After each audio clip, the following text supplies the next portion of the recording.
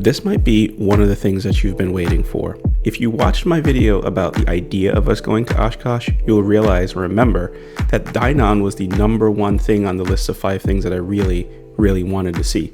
I emphasize that because they have a product that will help you bring your old small airplane into the modern times.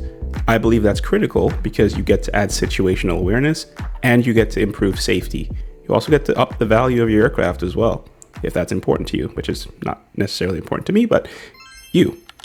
Now, Dynon is here talking about some really interesting updates, especially something that they're going to do that I think is going to disrupt the market just a little bit on GPS navigators. But I'll let the Dynon people tell you about that. The most interesting part about being at this booth was getting the chance to get this hat from this guy. You might recognize this guy. This is Glen. He's got a channel called Glen's Hangar.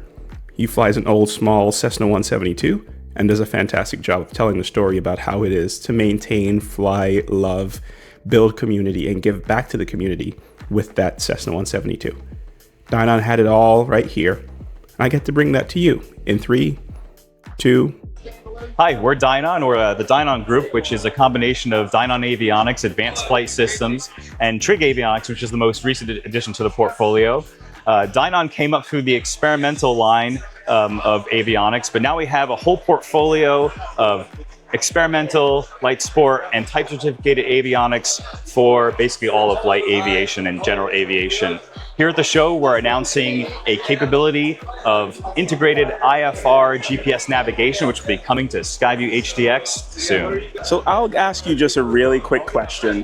What does the integration look like for someone who already has an HDX system? This GPS navigator is buzzing on my channel right now. Everyone wants to know more about that. How do they get that into their system when it's ready? So what's really nice is, so for example, this panel that we're looking at, which is a realistic mock-up of what a Beechcraft, Bonanza, Debonair, or Baron could look like. Oh, a Beechcraft, Debonair, or Bonanza, you say? Interesting. Carry on. In the future, you will add an additional module behind the panel, like an additional module, just like we have for other all of the other bits and pieces behind the scenes. A GPS antenna, and then this very screen, just like we have a flight planner here that is primarily VFR, that'll turn to a full-fledged IFR flight planner that you can shoot approaches and arrivals and LPV and couple to our autopilot, all from here. And so the third-party navigator, which we're happy to recommend, and if you're building a panel today, you're still going to use an Avidyne or similar, that'll end up not being the thing that you do in the future once we have our built-in IFR GPS navigator. And so we're talking about just integrating into your existing networking system, because you guys do like a hub and spoke model where it's... Yeah, so if we kind of rotate around the panel, so what we have are, and because we cater to both home builders and professionals, we have lots of prefabricated harnesses, and so we have lots of different modules.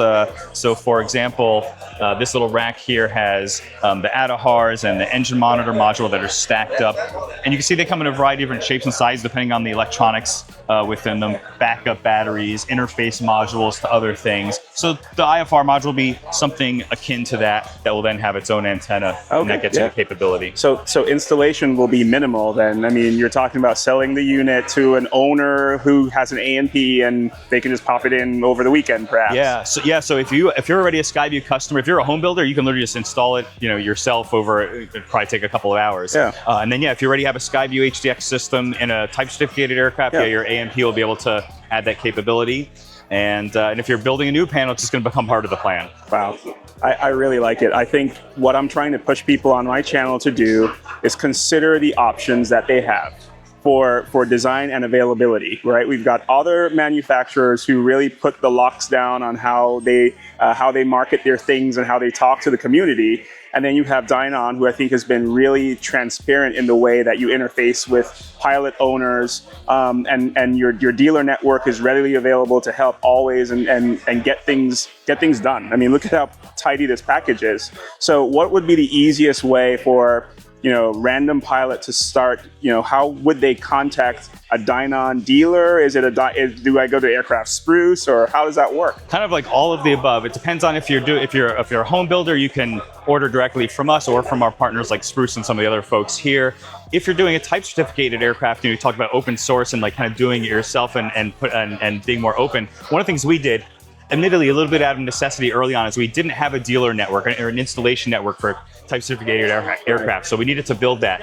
And what we realized is a lot of people would come up to the booth and say, hey, I've got a 172. Why can't I just do a field approval? And there are good reasons that you can't and shouldn't do that. Right. Once we got the certification and we're at the same time building a network of installers, we said, hey, anybody that can apply an STC, like a major modification, which is really an A&P with an IA or a repair shop, they can do that. So why not let that person do the install, either for themselves or maybe for their hangar mate down the road? Absolutely. And so that's what we've enabled. So we will actually sell an entire system of type certificated equipment to the individual when you have an actual professional that's going to install, even if it's not one of our installers or dealers. So our installation network is growing, and it's awesome. There's a network on our website of Dynon authorized installation centers, or you can kind of roll it yourself. So we give you some choices, like you were saying. That will make the people on my channel incredibly happy, because they love being involved in the process of anything that they're doing on their aircraft. And so you heard it here. Go to Dynon, integrate Dynon into your old small airplane, bring it forward, bring the safety up, and then we'll stand by for the GPS IFR certified legal 100% Navigator that's coming soon. So yeah, we don't have prices or dates. We're kind of doing a pre-announce of a capability, in part because of all the exciting things that are going on with Mosaic. Mosaic enables IFR and IMC in the new light sport aircraft. So we want to make sure all of our OEM partners that are building aircraft knew that was coming. And also we want to let you know that it's coming too. So if you're upgrading your panel or building an airplane in the next while, and you don't want to have to cut that extra hole, you're not going to have to. You're going to have to wait a little bit longer for the actual product to release, but we got it coming. We will be tracking you with enthusiasm. Thank you so much, Michael. I really appreciate your time. Thanks for having me. Well, that answers a lot of questions, doesn't it? You came here for additional value, so let me try to give it to you. Rapid fire questions and answers. Question number 1, if you didn't hear it, can I buy my own stuff? Yes. Can I install it on my own? Essentially, yes. You'd have to work with an AMPIA, get it installed in your certified airplane. If you got an experimental airplane, go online, buy it right now, put it in yourself. You'll be flying in a couple days. Question number 2, why would I recommend Dynon over the competition? Well, let's just say I've had ups and downs with the competition over the years. Their dealer network has been hit or miss in terms of taking care of what I need on my airplane, and their ability to support me in a timely manner has just kind of fallen flat in some instances. That's why I prefer to take matters into my own hands. You see us design fixes and upgrades for my airplanes because we want to be in control of the project. If something doesn't get done, it's because of me.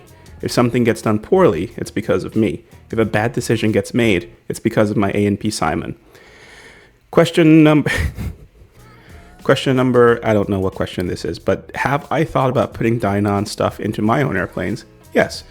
If you're new here on the channel, you probably haven't seen this Piper Arrow. This is the airplane that started this channel. And when I bought this airplane, I intended to put a Dynon screen on the left side of the panel. As a matter of fact, this is the design that I did back in 2022 with the assumption that I'd spend some money and upgrade the aircraft. Well, then this airplane that you see on the screen right now came along, robbed my 401k, and robbed me of the opportunity to put this Dynon screen into the Arrow. Now, would I put a Dynon setup into this Bonanza? Absolutely. They also have the certified autopilot for this Beechcraft Bonanza, so I could put a Dynon autopilot, Dynon screen, keep my GTN 750, and then eventually, when they get certification, put the Dynon GPS Navigator into the panel. I think that would work out really, really well. All right, question 25. Where can I get this stuff? Anywhere. Go online, find the dealer, go to Aircraft Spruce, go to Dynon.com. You can order this stuff from the comfort of your own home, put it in. It might make sense to do it, the next time you're tearing your aircraft apart for an upholstery upgrade or something like that. Think about it. They are the competition that we've been saying we want and we need. And if we don't show up for them, then they can't show up for us. I don't want to just go ahead and say put your money where your mouth is, because this stuff's not cheap. We have 3 projects right now that we're considering putting Dynon units into. I'm going to have to make a decision whether I eat for the rest of the year or spend money installing these screens. But you know where I stand on making poor financial decisions that upgrade and enhance my aircraft and my safety. That should answer your question. Before we wrap up this video, I found a few things hidden on my hard drive that I haven't seen for a few years, and it took me back to memory lane. I wanted to share this story with you.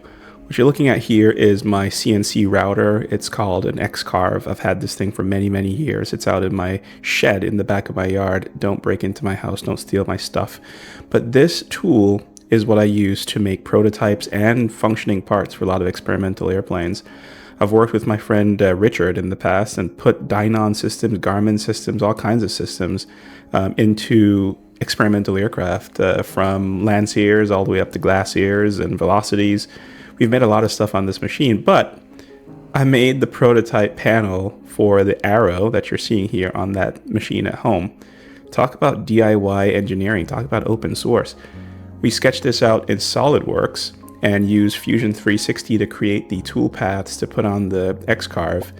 Got some, I think this is probably just MDF, thin MDF from Home Depot, and cut this out. So the thing you see on the left is going to be a Dynon screen. Then in the middle, I was going to use the existing 430 that came with the aircraft. I was going to put a D10A at the time. I think it's a D30 now. A D10A to the left of the Dynon. And over on the right side, it was going to be a Guardian iPad, just an iPad flush mount that we were going to put into the aircraft. Down below was going to be some circuit breakers and then the throttle quadrant, the cutouts for where the yoke passes through.